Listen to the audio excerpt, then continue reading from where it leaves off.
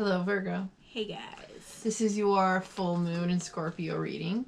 That's right. We are those fucking angels. I'm Katie. That's Megan. And we're here again to do your full moon and Scorpio reading. If you haven't stopped the video or experienced our universal agenda, if you're new, the universal agenda is where we put our Links astrology. down below. Sorry. It's where we put our astrology portion. I hate being interrupted, but I do it every single day to you. It's like the worst. I thought you were gonna pause for a second longer. Anyway. Okay, so the astrology portion is where we put a lot of our blood and guts and effort into these readings for the, it gives you the general energy and it supplies people with more information. And being a mercurial sign, I know you like information and being able to plan ahead. And this is going to be a doozy, so I would very much suggest to stop right now and go back to that segment.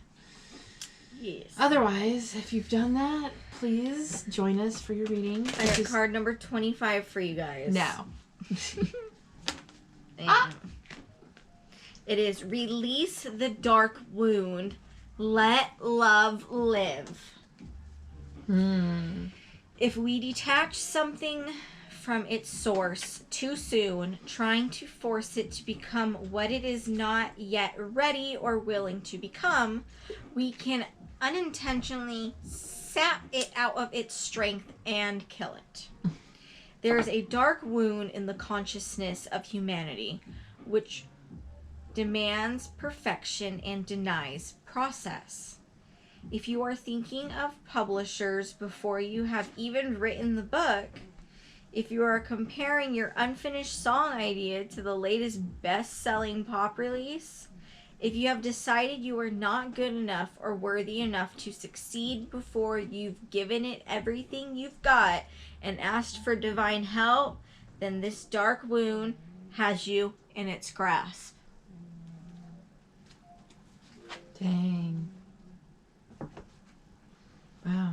So this dark wound is definitely being brought to light for healing. So the awareness isn't always... Healing has stages. And it often feels worse before it is able to feel better. You have to get... I go to physical therapy a lot. You have to, in order to get the release, you have to feel the pain. Okay, so you're going to get a manual release. Somebody's elbow is going to be going into your trigger points. The exact parts that your body's been trying to protect and overcompensate for. This is very raw. It's a very strange, submissive experience to have to go through. So this is one of those things. This is like the stars are aligning to this point where Virgo is... Why did it just turn off? Oh, it's still good. It's fine. It didn't turn off. It's just that your camera's too hot. Oh, anyways. Yeah. It's fine. This is one of the wish come true cards, though. So whatever you're going through, to get to the healing that you're looking for, to get back to the balance that you're striving for, right? This moon is going to bring you an opportunity to change your direction and go towards healing. It's just not necessarily going to feel better first. No, but we all need it every now and then. We all do. All right. Card number 30, as I have a piece of my hair stuck to it. The perfection of your life. Have you ever seen a storm pictured from above? It can appear to be so beautiful and elegant. This is certainly different to the ground view, which can be quite a violent experience. So too, there is great beauty in your life now. However, at this point in the natural process, you may be experiencing it as anxiety-inducing rather than beautiful. You may sense it as internal chaos. You may feel it as something that is waiting to erupt from within, as a restlessness or an anxiety that you cannot quite articulate but sense vaguely nonetheless. Perhaps the chaos is fully fledged and a person or situation in your life is causing all kinds of havoc. upheaval or change and uncertainty in your world. Well, I mean, what isn't feeling like it's been put in upheaval the last couple months? Like everything Right. since 20. I mean, we have murder hornets. Yeah. What the fuck? Definitely. So Virgo, if you're feeling a little bit pushed out of shape because you don't have a category for this, that's totally fucking normal. I'm feeling like Virgo, this full moon in Scorpio is really going to bring to light, as in the star, you're going to be feeling the most uncomfortable at this point with things that make you feel the most uncomfortable. It's bringing it to light so things can be addressed. Whether you have childhood, trauma, or you have, old strings from a relationship you haven't gotten over, whatever it is, it's bringing it to light so you can come to it face to face.